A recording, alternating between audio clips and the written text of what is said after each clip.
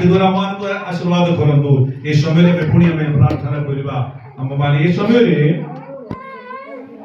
मो आगे सोई बोली भावतिली किंतु टाइम पे आगे गला ए समय रे हम माने बहुत सेवा रे मते हम जीवा आपण माने तो मते किए जने भाई सनो प्रभुदास सनो दिया हुए प्रथम वर्ग पुस्तक तार 11 अध्याय रो 23 रु 32 जाई भाग उच्च स्वर रे प्रार्थना करबा बेले आपण पाखरे जो मान को पाखरे बाइबल अछि से बाइबल देखिबे अन्यथा आपण माने प्रार्थना रे वाक्य सहित जोड़ी दे के रहबा को मन करे बस कोरिन्थियन चैप्टर 11 verse 23 to 30 असंतो हमने पाठ करबा हम सुनिला कारण मु प्रभु को ठारो प्राप्त जो शिक्षा तुम मानक प्रदान करियोछि ताहा एही शत्रु हस्तरे समर्पित हेबा रात्रि प्रभु यीशु रोटी घेनी धन्यवाद दे ताहा भागी कहिले एहा तुम मानक निमंते मोर शरीर मते स्मरण करबा निमंते एहा करो सेही परि भजनतारे से पानपात्र मध्य घेनी कहिले एही पानपात्र मोहर रक्तरे स्थापित नूतन नियम तुमे माने जेते थर एथिरु पान करो सेते थर मते स्मरण करबा निमंते एहा करो कारण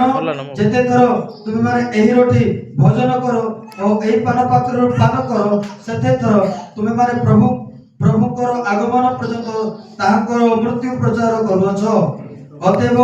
जे केही अयोग्य भाबरे प्रभुकर एही रोटी भोजन करे किबा एही पात्ररु पान करे से प्रभुको शरीर और रक्तर दायी हेबो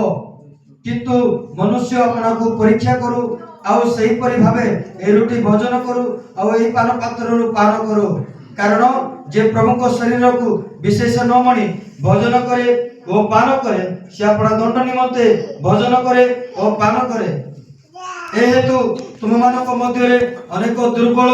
पीड़ित पुणी अनेक महानिद्रा प्राप्त अटंती किंतु जदि तुम माने अपना अपनार विचार करंतु तबे विचारित हेन थांतु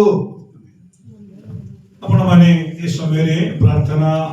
मनोभाव रे बसिबा पय मु अनुरोध करे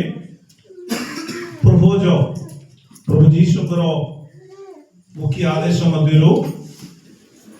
गोटे होची मन परिवर्तनकारी माने बपतिस्म नेबे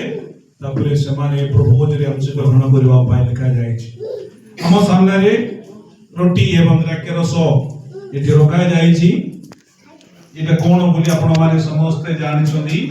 हम माने त्रि अंश ग्रहण करबा पय जाउ छु कारण मु प्रभु रो सेवा जतले करिबे यहा गोटे परंपरा भाव रे करबा गोटे विषय मात्र नहे एरा शिक्षा मध्ये गुरुत्वपूर्ण अटे केवल रोटी टिके खाइबा भार टिके पी की शीघ्र फास्ट फूड रे हम जोड़ा के गाय की जीवा बुले करियो गोटे काम नहे यहा करबार गोटे उद्देश्य होते